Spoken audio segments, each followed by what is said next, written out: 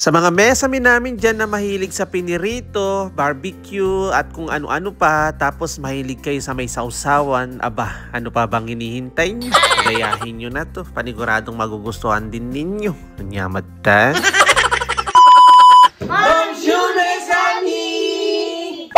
Kung hindi pa kayo nakakatikim mesami ng sausawan na may pipino, abay, ano pa bang hinihintay nyo? Heto na nga't panoorin nyo na to. At dahil nga pipinong suka ito, gagamit tayo ng isang buong pipino, tapos 2 malaking sibuyas, tapos hiniwa-hiwa ko lang yan para hindi mahirapan yung mixer natin. At kung maramihan naman yung gagawin nyo mesami, gumamit na lang kayo ng blender. At kung wala pa rin kayong blender, pagtsagaan nyo lang na hiwa-hiwain ng maliliit. Ay, rugon niya kapag gala. Mas masarap kasi siya mesami na blender para yung katas niya is maghalo siya ng maigi sa suka. At mabilisan transaksyon na nga, after ko nga i-mix yung pipino at mga sibuyas, heto na nga sinangkapan ko na nga dito sa may malaking bowl. Tas naglagay nga ako ng paminta, bawang, at kung wala kayong press na bawang, pwede rin yung powder. Tas naglagay nga ako ng asukal. At syempre wag nyong kalimutan yung suka. Nyamatan.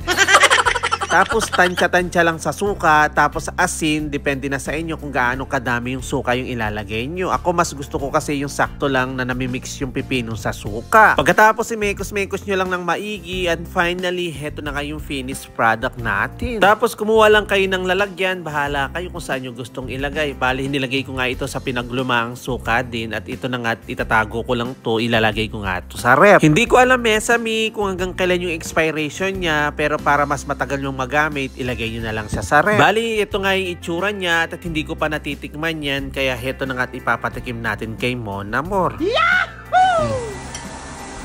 Mas madami naman yung laman kaysa sa pipino. Oo, manyaman niya talaga ngayon. Diba? Itsura mo. Oh, no. Sarap siya. Maraming na Baka pinapak mo na yung manaya. Gawa mo yung ulam. Kuha ka na ng kanin. sarap yata pang ulam. Ay, pipino yan. Wow, pipino. Sunod naman ako mag-taste test dito dahil gusto ko siyang tikman kasama yung quick. Nyamatan. Before yan, tas aalis siya ulit sa Hong Kong.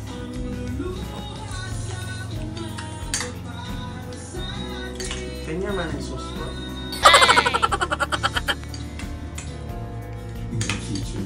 Yeah? Kanya man na. Lumaya. Alam mo magpaano. Dahil sabi tayo gigising ulit kasama.